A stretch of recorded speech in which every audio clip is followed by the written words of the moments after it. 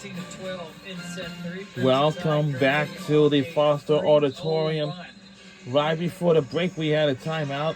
It's been a tough match so far, a lot of back and forth, and a lot of that due to different moments of a clicking versus not quite there offense. Kayla Keshok has been leading the Alabama offense. She has 26 assists right now.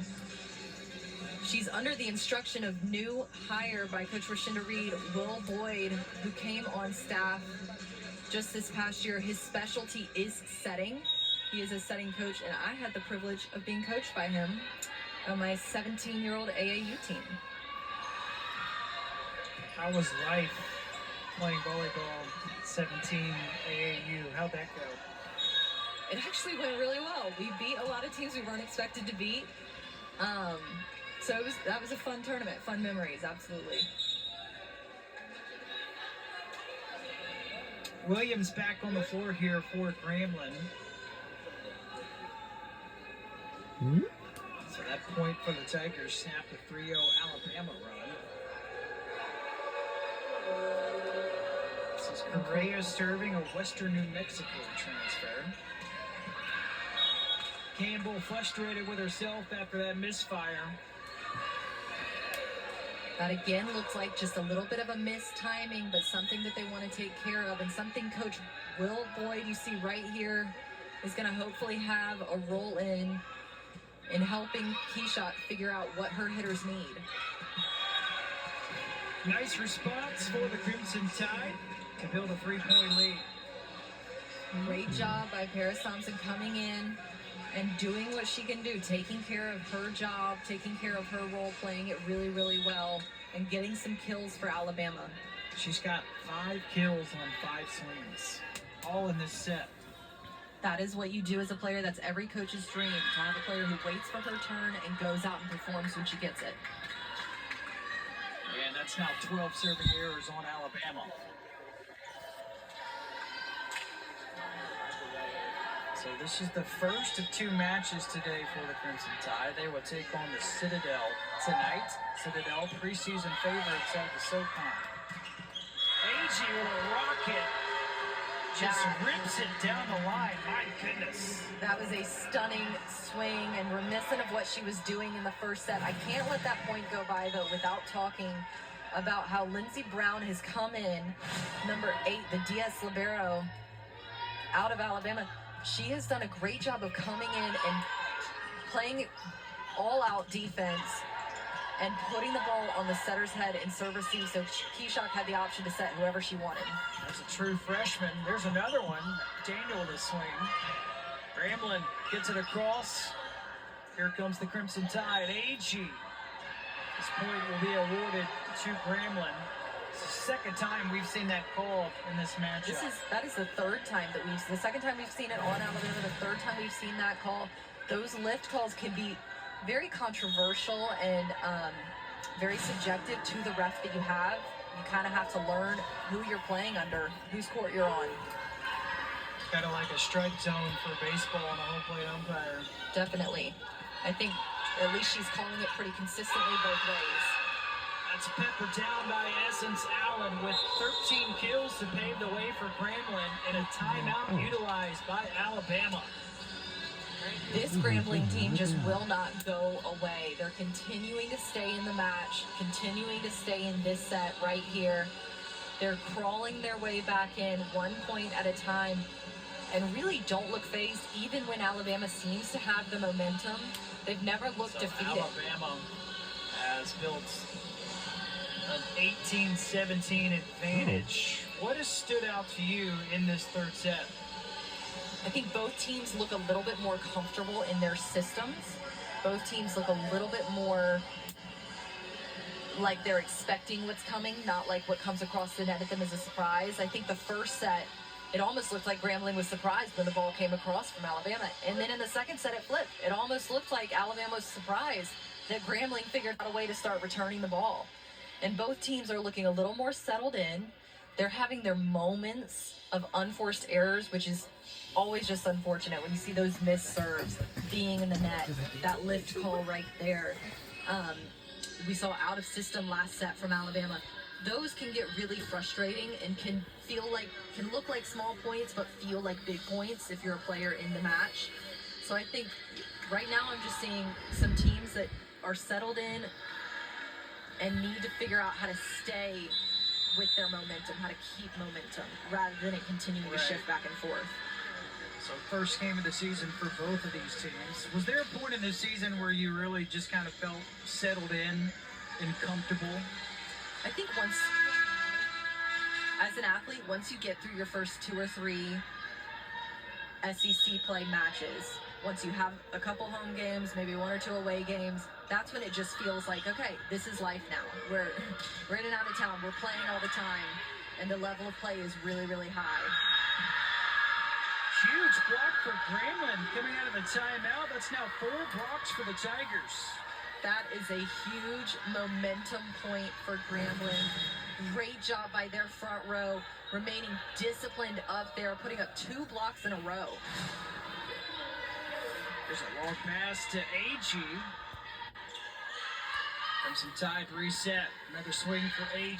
Changes speeds. Here comes Grambling. Williams goes right at the freshman. Daniel wins the battle and Grambling retakes the lead. Kai Williams sneaking that ball right through the Alabama block. If I've said it once, I've said it probably too many times, Graham, but I think both teams' blockers need to work on getting their hands fully stretched out in their final position before the opposing hitter makes contact with the ball. That's another example of it right there with a tool for Daniel on the right antenna. It was a well-executed slide attack. I've not seen a lot of slide attacks yet, really for either team today. No, they have not been common. A much-needed ace for Alabama and Keyshock.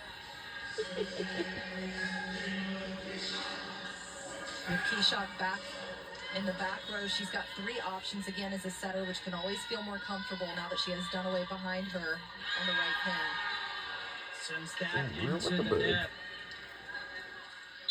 So it's been a roller coaster today for both of these teams. Absolutely. Getting to this point in the match, it's really not acceptable to be missing serves like that, not in the net.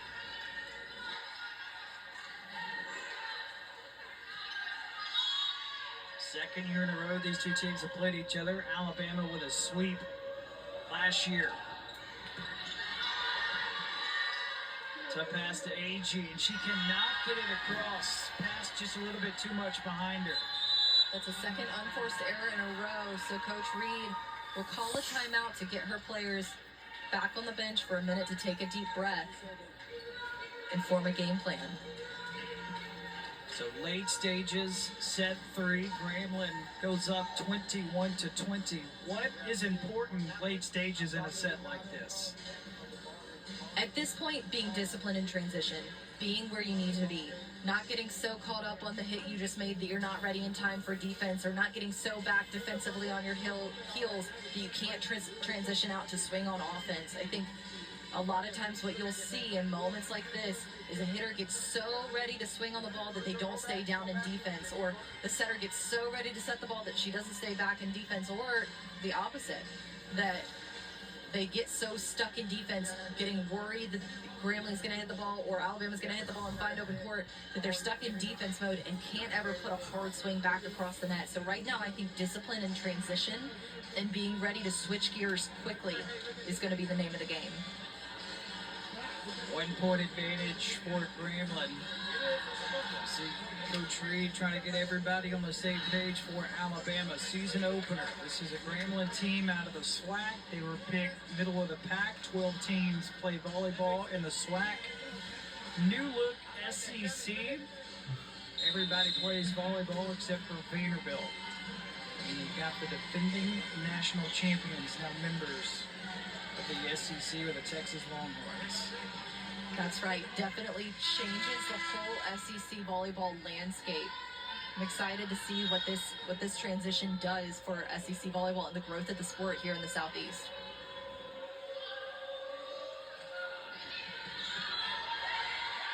Coming out of the timeout, Keyshock setting up Dunaway. Tigers had an answer for it. Allen got it across. Nice dig. Nice effort by Brown. Back to Allen. Come on, swing it! Oh my God, get it! Jays right back to Come him. on, Dunaway taps it over. get it! Oh my God, hit it, Cobb, hit it back! There we go. Come on! Middle attack, Man, this is tough. Get it! Block the ball! Oh my God. Here we go! Come on! Oh! Cannot get it across. 2 point Are lead you for the serious?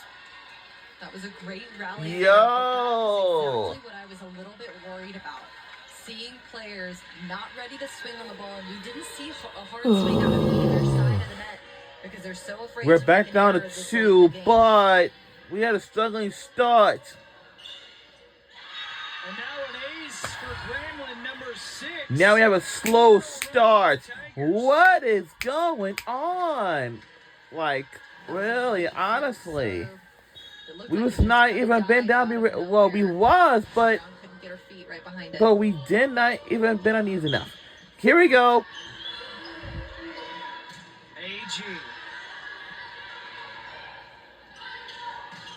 That was Lucas.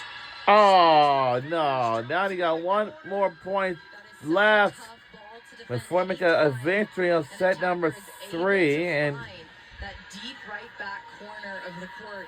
It is just come a on, tough ladies. spot to defend unless Let's you see do if we it can right catch up up there by with the 4 ball. points to make a tie ball game and go to the next 2 more points to see if we can win the set.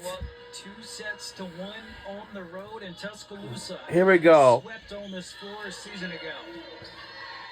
AG got it across. Did the tie go back to her? Middle attack for Daniel. AG again. Try the other side to Dunaway. Here comes Gremlin trying to win set 3. What was it? And the Tigers Oh! ending set 3 on a 6-0 run to go up 2 sets to 1 in the season opener. Set 4 is next.